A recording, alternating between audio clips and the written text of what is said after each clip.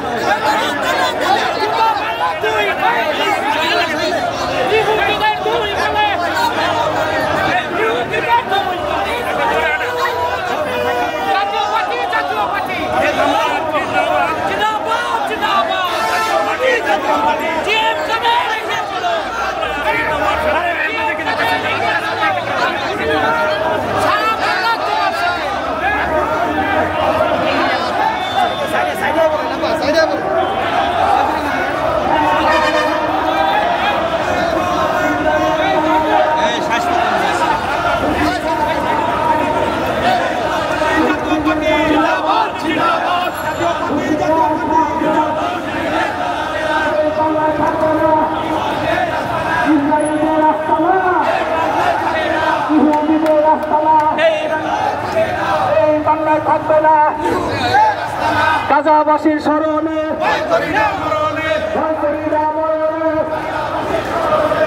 বন্ধুর স্মরণে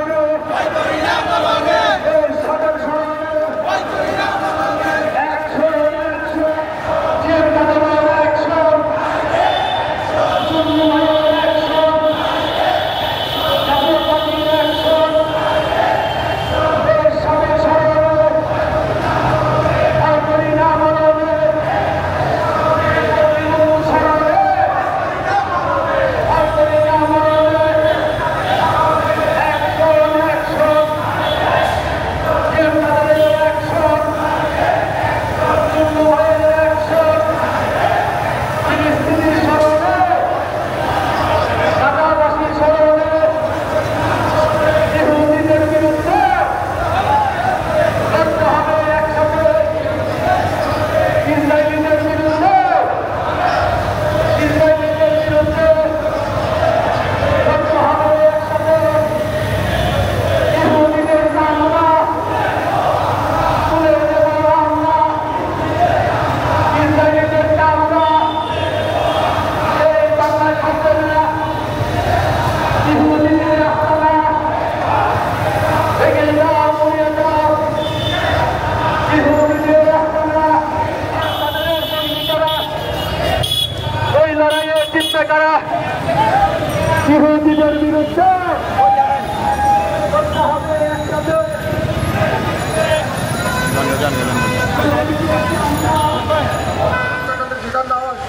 মানুষ যেন তাদের জীবনকে একটা সেই ধরনের পাশবিক নির্যাতনের কখনো শিকার না হয়, সেটাই যেন ভবিষ্যতে হয়।